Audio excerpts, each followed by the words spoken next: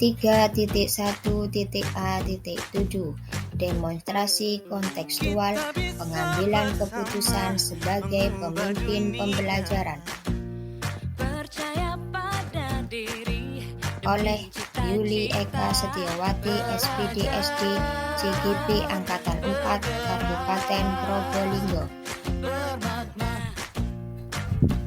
1. Bagaimana Anda nanti akan mentransfer dan menerapkan pengetahuan yang Anda dapatkan di program guru penggerak ini di sekolah atau lingkungan asal Anda? A. Saya akan menyusun rencana program guru penggerak yang akan saya laksanakan di sekolah. B. Saya akan mengkomunikasikan dengan kepala sekolah untuk menyampaikan program-program yang sudah saya susun tersebut. C. Saya akan membagikan apa yang sudah saya dapatkan pada program guru penggerak ini di komunitas praktisi di sekolah saya sebagai kegiatan pengimbasan kepada rekan-rekan guru. D.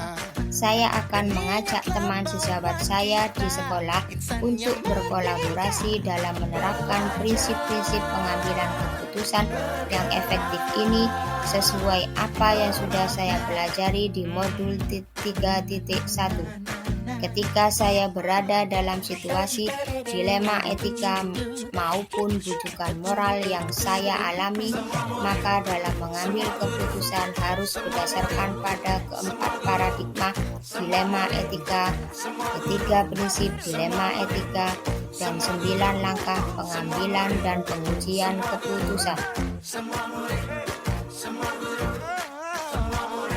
2. Apa langkah-langkah awal yang akan Anda lakukan untuk memulai mengambil keputusan berdasarkan pemimpin pembelajaran? A. Saya terlebih dahulu akan menganalisis dan menentukan apakah masalah yang saya hadapi tersebut ke dalam dilema etika atau bujukan moral. B. Saya menentukan paradigma apa yang ada pada permasalahan tersebut. Paradigma yang terjadi pada situasi dilema etika bisa dikategorikan antara lain individu lawan masyarakat, rasa keadilan lawan rasa kasihan, kebenaran lawan kesetiaan, jangka pendek lawan jangka panjang. C. Saya akan menentukan prinsip yang akan digunakan dalam pengambilan keputusan. Prinsip-prinsip yang dimaksud yaitu prinsip berpikir berbasis hasil, prinsip berpikir berbasis rasa peduli, dan prinsip berpikir berbasis peraturan. D. Saya akan menguji keputusan yang saya ambil melalui 9 langkah pengambilan dan pengujian keputusan. Langkah-langkahnya sebagai berikut. 1. Menentukan nilai-nilai yang bertentangan pada permasalahan yang sedang dihadapi. 2. Menentukan siapa saja yang terlibat dalam situasi tersebut. 3. Menentukan fakta-fakta yang relevan dalam situasi tersebut. 4. Pengujian benar lawan salah dalam situasi tersebut dengan cara melakukan uji legal, yaitu menentukan apakah ada aspek pelanggaran hukum, melakukan uji regulasi, yaitu menentukan apakah ada pelanggaran peraturan atau kode etik profesi dalam kasus tersebut, melakukan uji intuisi, yaitu menentukan apakah ada yang salah dalam situasi tersebut berdasarkan perasaan dan intuisi, melakukan uji publikasi, yaitu menguji perasaan bila keputusan yang diambil dipublikasikan di halaman depan koran, melakukan uji panutan atau idola, yaitu menentukan keputusan apa yang akan diambil oleh panutan atau idola dalam situasi tersebut. 5. Pengujian paradigma benar lawan benar. 6. Melakukan prinsip resolusi.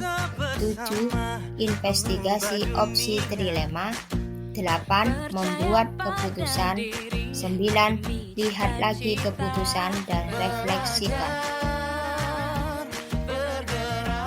3. Mulai kapan Anda akan menerapkan langkah-langkah tersebut? Hari ini, besok, minggu depan, hari apa? Catat rencana Anda sehingga Anda tidak lupa.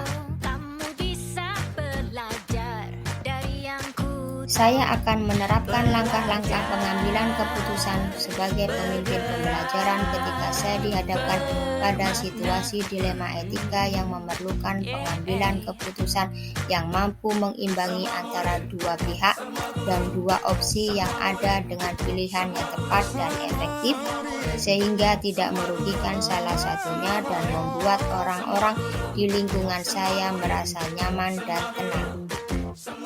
Jika hal ini besok, minggu depan pun, hari-hari selanjutnya saya dihadapkan dengan masalah dilema etika, maka saya akan menerapkan langkah-langkah pengambilan keputusan berdasarkan 4 paradigma dilema etika, 3 prinsip dilema etika, dan 9 langkah pengambilan dan pengujian keputusan.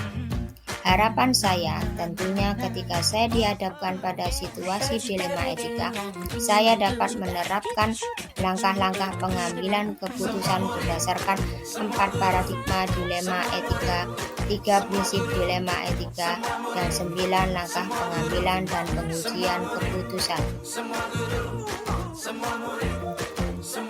4. Siapa yang akan menjadi pendamping Anda dalam menjalankan pengambilan keputusan sebagai pemimpin pembelajaran? Seseorang yang akan menjadi teman diskusi Anda untuk menentukan apakah langkah-langkah yang Anda ambil telah tepat dan efektif. Dalam menjalankan pengambilan keputusan sebagai pemimpin pembelajaran, saya tentu tidak bisa sendiri, karena saya juga masih belajar bagaimana menerapkan ilmu pengetahuan baru ini dan masih harus terus berlatih dalam mengambil keputusan berdasarkan 4 paradigma dilema etika, 3 prinsip dilema etika, dan 9 langkah pengambilan dan pengujian keputusan. Oleh karena itu, saya membutuhkan rekan sejawat dan juga rekan sesama calon guru penggerak sebagai teman diskusi untuk menganalisis dan menentukan apakah langkah-langkah yang saya ambil telah tepat dan efektif. Saya juga meminta input dan bantuan dari kepala sekolah dan anggota praktisi yang ada di sekolah untuk berdiskusi dalam pengambilan keputusan sebagai pemimpin pembelajaran. Terima kasih. Guru Bergerak Indonesia Maju.